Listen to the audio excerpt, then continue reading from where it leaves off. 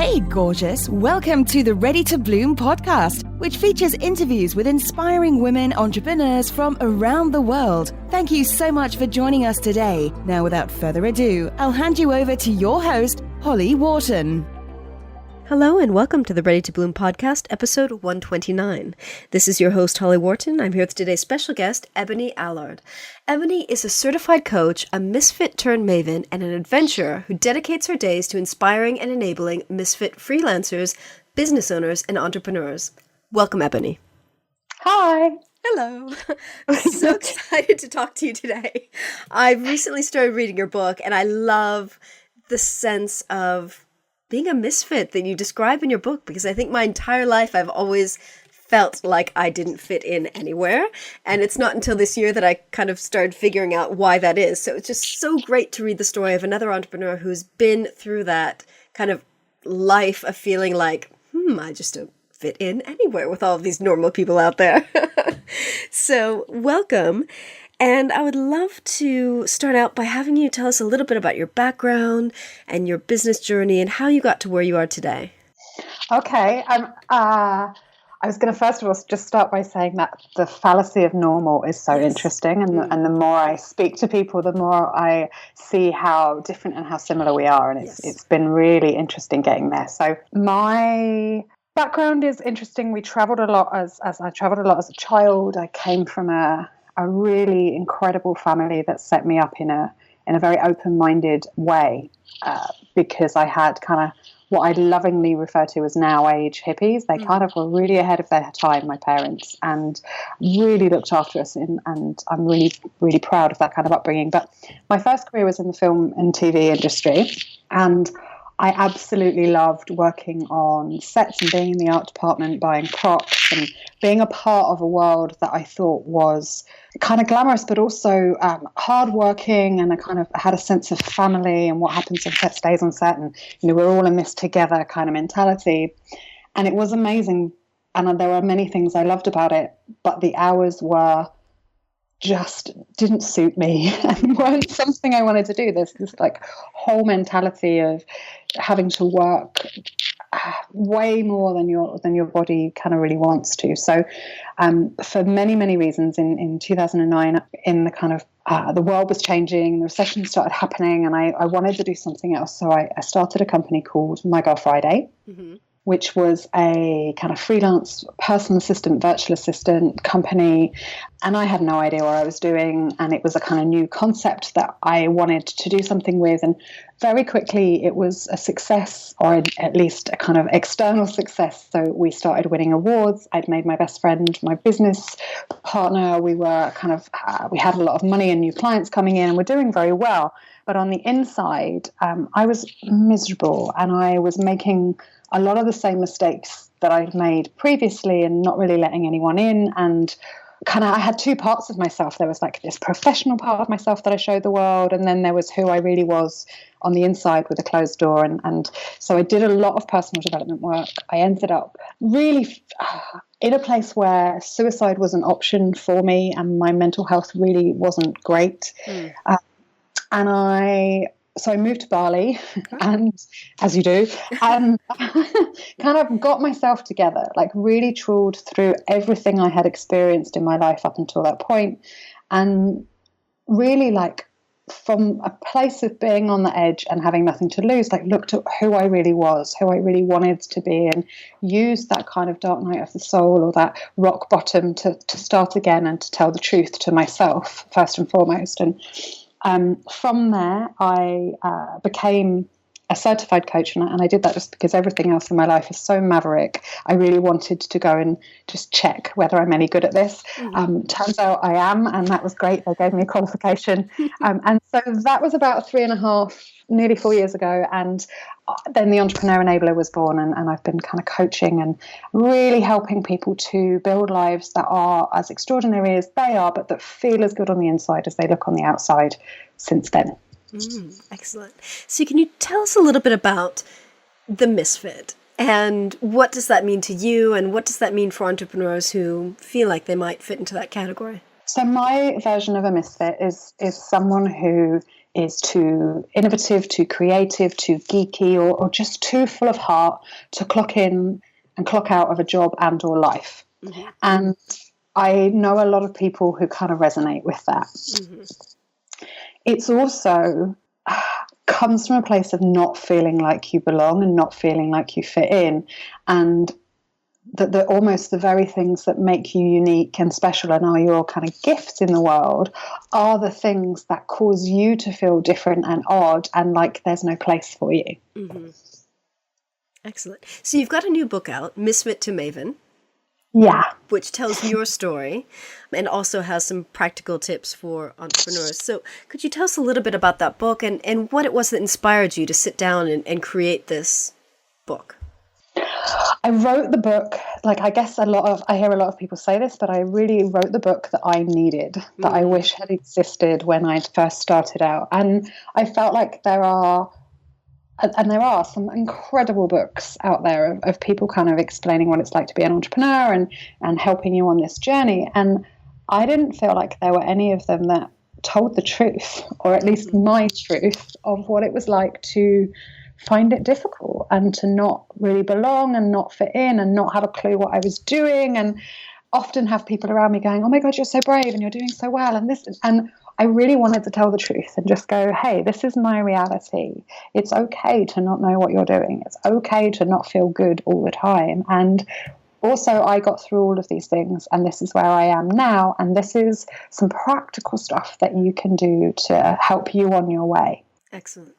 So what was the process of creating the book like for you? I mean, you really dug back into your past and shared a lot of stories from your childhood and growing up. Was that a really emotional experience for you? Yes.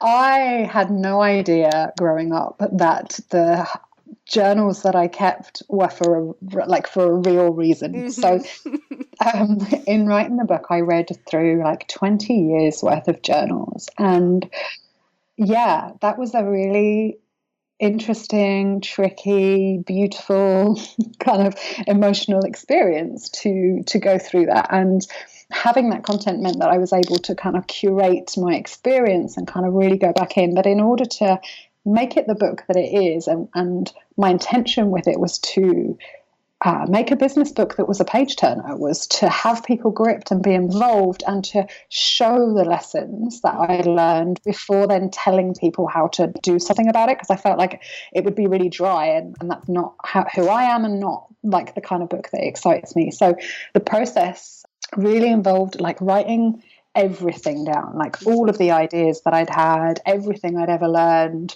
like just writing and curating and like pulling all of those experiences together.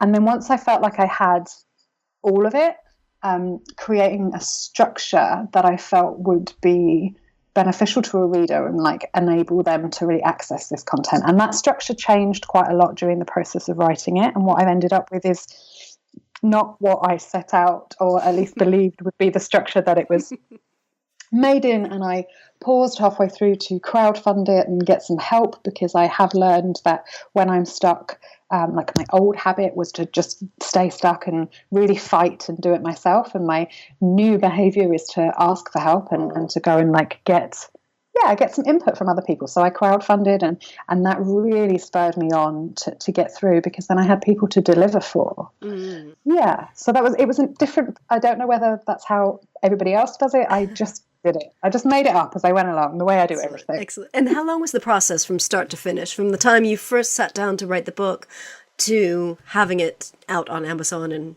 ready for ordering? So 2 years ago, I had the idea that I wanted to do it. Mm-hmm. And so for a year, I kind of collected and collated and just put stuff in a folder and also in a Google Drive, and just carried on about my business and my life. And every time I saw something or thought of something, stuck it in there. Mm-hmm. And then on the 4th of December last year, I went back to Bali to say thank you to a beautiful country for kind of rescuing me and giving me my life back. And whilst I was there, I began to write. I finished writing in May, And then I've spent the rest of this year just, getting the cover ready, making it look pretty, kind of planning my launches, like doing all of the other things that mean that you can get it out onto Amazon. Mm-hmm. Excellent. And did you go the self-publishing route, or did you go with a publisher? So I decided to self-publish first and foremost. I'm really open to a book deal, but I know myself well enough to know that I needed the first iteration of this book to be completely mine and within my power and control to say exactly what I wanted to say. Mm-hmm. Yes, I completely understand that. And I'm a huge fan of self-publishing. So I love seeing people I know go that route rather than struggling to get a traditional publisher from the start. So I think both are really valid, and I never say never. So for me, on this first book, it was really important to also show a publisher what I was capable of doing alone, and then maybe we could go to a bigger audience with that help. But for now, this was definitely the right route for me. Yeah, definitely. I love that. I love you had that clarity too. So Ebonie, what would you say are your top tips on how a misfit entrepreneur can get that sense of belonging? Because sometimes you can just feel so lonely. We network online, sometimes we network locally, but sometimes it's hard to feel like we fit in. So what are your top tips around that? It really comes from being okay with who you are, and that sense of belonging really comes from inside and within first and foremost, and then we're able to connect with others. And for me, those practices, there are practices that I use on a daily basis or on a weekly basis to really connect in with who I am and where I am. So I shared recently that I used to really try and make myself have a yoga practice or a meditation practice every day. And actually, it just made me really angry that I was failing so frequently. So now I listen to that, right? That's feedback. It's not failure. It's just feedback. And the feedback is, I don't want to do this every day. So something I do every day is I set my alarm, or like if I have to get up, half an hour before I have to. And I spend half an hour in my bed just being and feeling amazing that I have nowhere to be for half an hour. And in that time, I really work out what I want my focus and my agenda to be that day before my email or the phone or social media sets an agenda for me. And I think that that's really important in terms of that sense of belonging, is to know that it's you first, and then your connection to the earth or to God or to the world or whatever that is for you, and then other people. And it's really easy for us to get that hierarchy all wonky and then to feel out of sorts. So first and foremost, I would say get yourself sorted, look after you and work out what is going on in your body, do a body scan. How do I feel today? And then get on with the other things that you need to do. I think that is excellent. I think so many people, just the alarm goes off, you turn it off, you jump out of bed, and you get on with your day. And that might involve checking emails, it might involve, any number of things, getting on the computer. But so few people take the time to, as you do, look after yourself first and just really kind of get in touch with yourself and, get focused for the day. So how has that changed your life since you started doing that? I guess it means that I feel far less wobbly. And I used to spend so much of my day feeling like I was behind before I'd even begun. And it's a really unsettling feeling. And it's a feeling that means I say yes to things when I mean no, and I say no to things when I mean yes. And I'm just not having the greatest time, and I feel wobbly, and that's the best way I can describe it. And it's the same feeling as feeling like a misfit. So when I connect in with myself and I'm completely comfortable in my own skin, and I know where I am or how I feel first and foremost today, then I'm much more able and much more confident to be able to say yes or say no. And I've made a commitment to be 100% present in the things that I do. So sometimes that means saying no to stuff if I can't be present with it. And I think that when you're able to communicate that in a really clear way, the person you're communicating that to really gets it. And so they don't feel disappointed or let down. And that has really changed the way that I'm able to then communicate with people, and has meant that the relationships that I have are far more real, far more authentic, far more intimate, really. And that's meant that I then feel like I do belong because there's something real happening. Excellent. Now, you'd mentioned that one of your first tips is being okay with who you are. And I think that's something that a lot of people also struggle with because, we've got that sense of what's normal. And of course, that's ridiculous. But but that sense exists for all of us, that there's this group of people out there that are normal and we may or may not feel like we fit into that. But it can be really big challenge for people to just accept, this is who I am, this is how I am, and I'm not going to pretend to be something I'm not. So how would you recommend that people can get to that point where they're just okay with who they are and they accept that? See, one of the things I love to talk about is this notion that we're all camouflaging ourselves, but in doing so, we're actually hiding ourselves from the people that we want to meet or that might want to connect with us.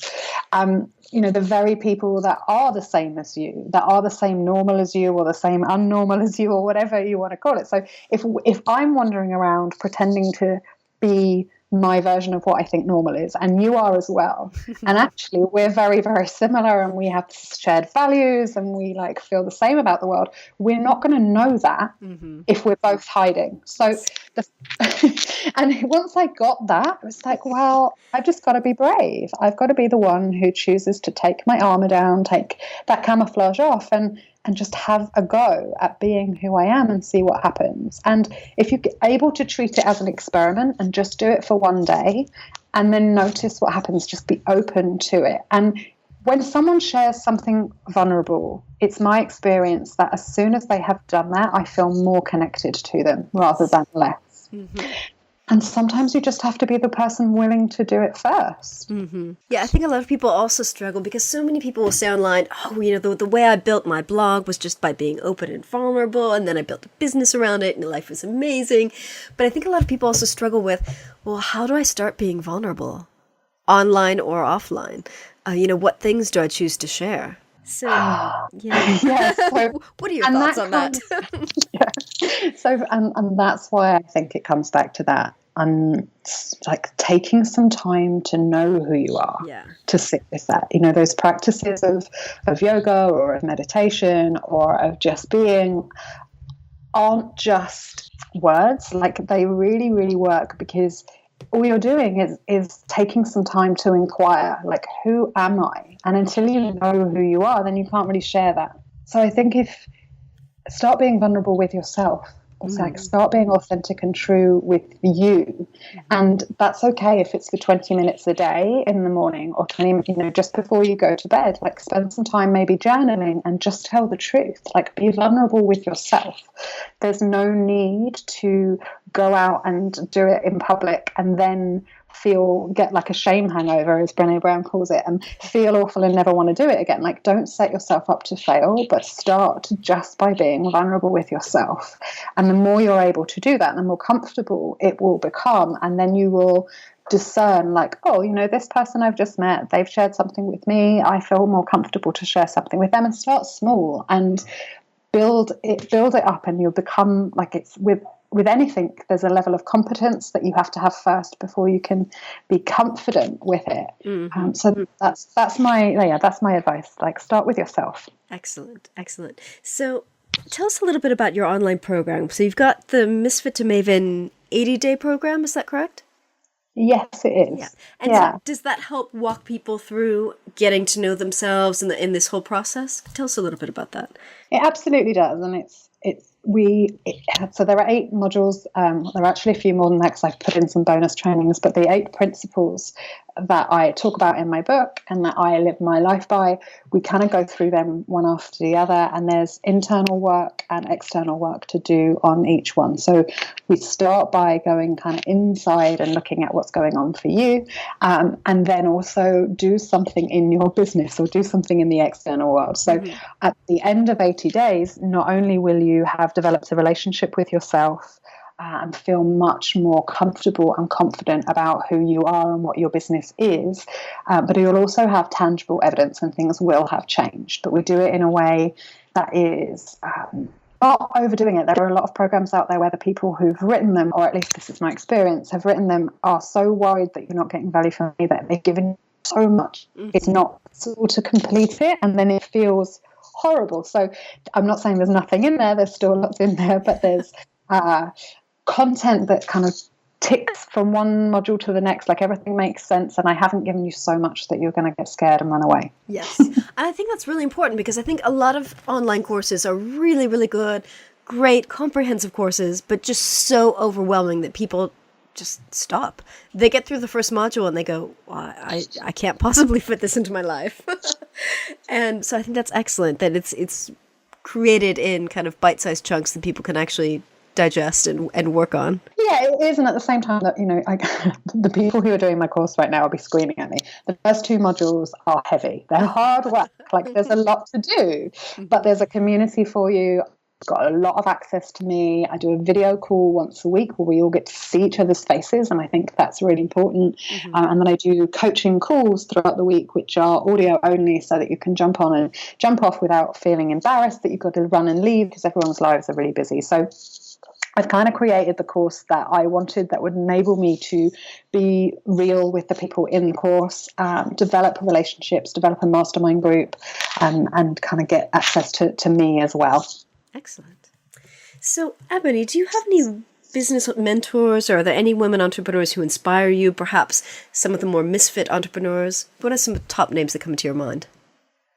Oh, wow, there's all sorts, and I kind of crush on people all the time and then kind of go through little phases. And the other thing that I've done, the kind of having done this a long time, is I've stopped seeing people as stop putting them on pedestals and thinking they're this amazing guru, and realize they're just people who are maybe a little further down their path than I am. And one thing that actually springs to mind is I guess where we met the first time was at a Denise Duffield Thomas thing. And it was actually, what's fascinating about that is it was at that event that I decided it was time for me to take this seriously and do it. Oh, excellent. And when was that? That was about 3 years ago? 2 years ago? Yeah, 3 years ago, I think. One of the reasons was, and this is absolutely no disrespect to Denise, I love her and I love her work, but I sat in the audience going, I can do that. I know that stuff. I know how that works. I teach people that.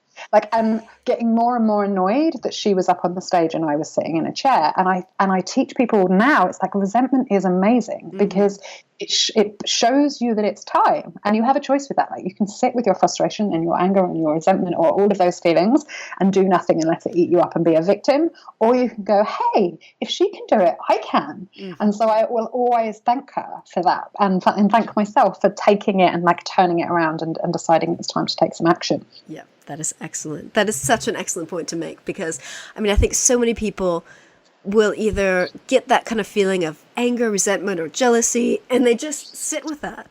And they don't realize that that is a message from the world, the life, to say, why is this bothering you? Is there something that you want to do about it? Is there something that you could do about it? Is there something you'd be doing differently? So I think that's fantastic that you actually sat with that and realized that that could be a life-changing thing for you.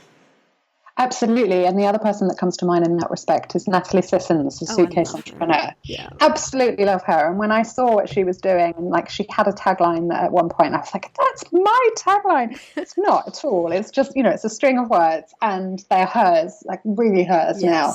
Again, it was okay, I have a choice here. I can either be inspired by this woman, or I can be kind of scared and go, well, she's already done it. I can't possibly do it. And I see so many people going, she's already done it. I can't possibly do it.